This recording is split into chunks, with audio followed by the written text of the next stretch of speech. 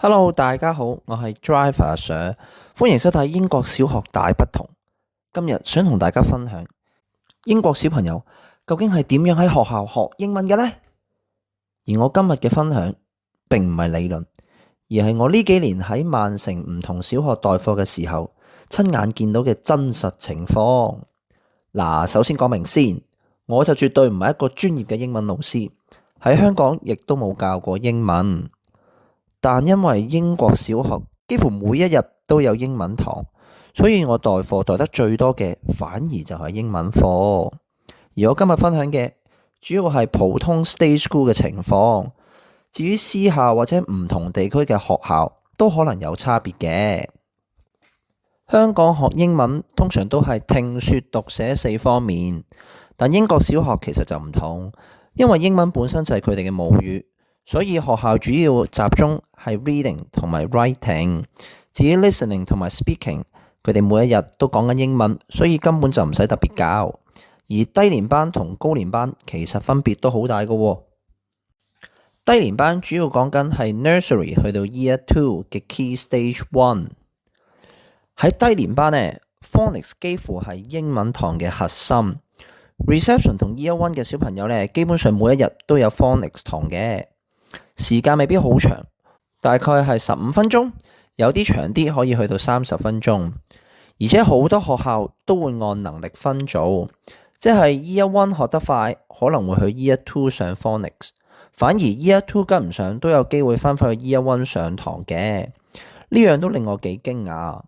另外 phonics 通常會由專門嘅老師教，所以有時我去代課，其實都未必需要我教。會有另一位 phonics 嘅老師入嚟嘅，但有時我都真係要硬住頭皮去教 phonics。老實講，其實我根本都唔識嘅，所以要直接上網 search Key Stage 1 phonics， 直接播 YouTube 俾佢哋睇咯。但有時原任老師都會留低一沓嘅 phonics card，叫我同學生溫習。於是我就咁 show 一張卡出嚟，叫學生自己讀咯。神奇嘅係，佢哋又真係識讀㗎喎。但最搞笑呢，其實好多小朋友呢，竟然會用 phonics 嚟串名啊！即係我舉個例，我有時會問啲學生叫咩名噶嘛。咁假設個小朋友叫做 Sam 咁樣啦，咁其實我就預計佢會自己串 SAM Sam 咁樣串自己個名出嚟啦。但係佢竟然唔係，佢竟然對住我講即係佢竟然用咗 phonics 嘅音去串自己個名出嚟。嗰刻我真係覺得好有趣，我都唔知佢呢個 phonics 嘅學習究竟係太過成功啊，定係咩？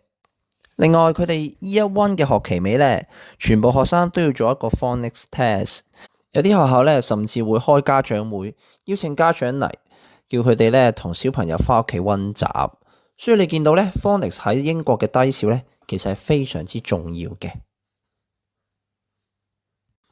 除咗 phonics，低年班每日通常都有 handwriting 嘅練習，即係學習寫英文字母或者生字，同埋練習佢哋嘅字體。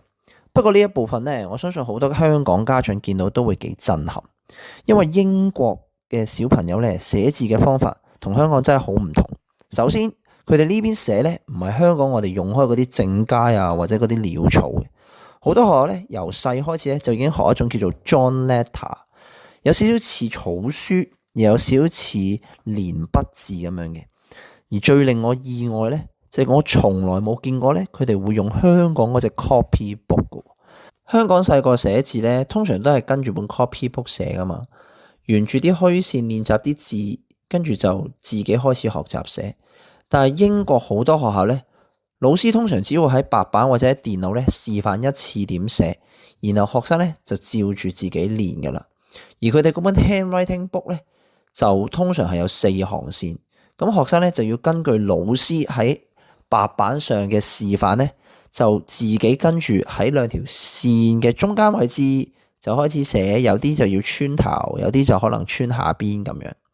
咁另一方面咧，我想講就係呢度學生嘅字真係好核突，好難睇。我甚至有時完全唔明佢哋寫乜，但係英國嘅老師咧，通常就唔好似香港老師咁樣，就要逼啲學生寫到好靚，寫得唔靚又擦咗佢，又要再寫，唔會嘅。佢哋最多咧只會用啲粉紅色或者綠筆咧，就喺側邊示範一個正確嘅寫法，就未必要求佢要重寫。所以咧，我自己嘅觀察咧，英國學校比起要求小朋友寫得靚，佢更加重視係小朋友肯唔肯寫。咁所以咧，香港家長咧，我建議大家都真係有時間可以幫一幫小朋友睇下佢啲字。如果唔係太靚，都真係可以買一啲練習俾佢練習下寫好啲字。因為小朋友細個佢習慣寫字好拗教咧，其實佢好難改嘅。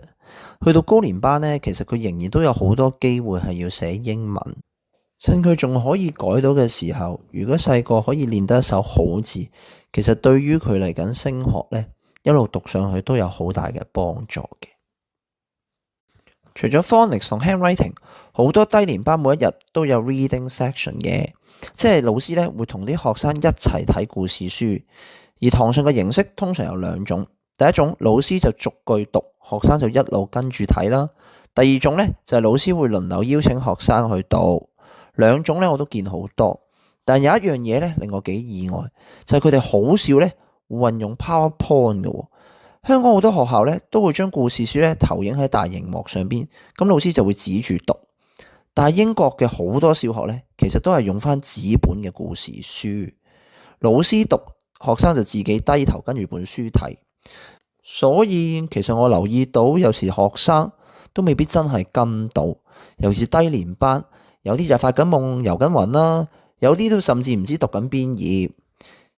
除咗讀故事書之外咧，有啲學校會喺讀完故事之後，都仲有一啲分享嘅環節，可能啲問答嘅時間、小組討論或者分享下閱讀嘅感受，整體氣氛都幾輕鬆嘅。最後就係寫作啦，而通常亦都係全日最長嘅英文課，好多時候咧都有成1個鐘頭。低年班嘅寫作通常都會用一本故事書做主題，例如全個 term 咧都係圍繞嗰一本故事書，之後再抽取入邊嘅句式啊、角色或者背景咁去做一啲簡單嘅寫作。因為低年班嘅能力有限，所以好多時候咧佢哋都唔會寫長文，而係寫一啲簡單嘅句子。但有樣嘢咧，可能家長會感到意外，就係唔好以為英文係佢哋嘅母語，咁佢哋一定都好識寫啦。又唔係喎，我自己觀察，可能成班真正可以獨立做到呢啲句子嘅，大概只係得1/3，其餘嘅學生咧，好多時都要老師咧提供一啲例句，咁老師就會通常可能喺白板有啲 example， 咁一啲學生能力比較真係弱嘅咧，佢就要照抄，有啲啊就連抄都抄唔到。另外，老師對錯字嘅要求咧，當然就冇香港咁嚴格啦。有時串錯字、漏字、grammar 唔完整，其實老師咧都唔會逐個改，甚至連一啲基本嘅標點符號啊或者大細階，其實老師只會事前提醒下，你做到就做，做唔到就算噶啦。咁所以英國小學嘅寫作重點唔係佢係零出錯，而係你敢唔敢去表達。總之你有做就已經好好噶啦。去到高小之後 phonics 同 handwriting 基本就已經冇咗，主要剩翻 reading 同埋 writing 兩部分。高小嘅 reading 同低小又有少少似，都可能係由老師讀出一本故事書，或者就由同學輪流讀，之後仲有一啲問題討論下故事嘅內容咁。但去到 Year 5同 Year 6開始咧，好多學校為咗準備 SAT 嘅考試咧，就會開始俾一啲 reading 嘅 comprehension， 即係閱讀理解。啲學生需要睇完篇文章之後，就再回答5至10題嘅問題。所以你見到高小嘅英文開始都會加入呢類嘅考試模式。至於 writing， 高年班通常都會做一啲嘅創意寫作、故事續寫、描寫文等等嘅。但有一樣嘢我都覺得好有趣，就係咧，佢哋作文之前咧都會花好多時間去做一個 planning 嘅，即係預先咧佢哋需要寫出每段嘅內容大綱或者一啲嘅 idea， 最後咧先正式寫成一篇文章嘅。不過另一方面，老師批改其實就未必非常嚴格，因為英國老師批改功課嘅時間其實好有限，佢哋好多時候咧都係一路上堂，一路走埋去學生嗰個位度，然後同佢批改嘅。所以有時我見到一啲串錯字、文法錯啊、tense 錯嗰啲咧，老師都未必全部改嘅。再加上好多學生啲字真係寫得好核突，係好難睇，我根本就唔明佢寫乜，但係嗰啲原任老師又明㗎喎。啊，呢下先犀利喎！以上就係我呢幾年喺英國小學代課時候觀察到嘅英文堂情況。我覺得英國嘅英文教育同香港最大嘅分別就係香港重視準確，英國呢邊呢就重視敢表達。兩邊其實都有自己嘅優點。如果你都有小朋友喺英國讀書，或者你對英國嘅教育有其他觀察，都歡迎你留言分享。如果你中意類似嘅內容，就記得 like、subscribe 同 share 啦。我係 Driver Sir，下次見，拜。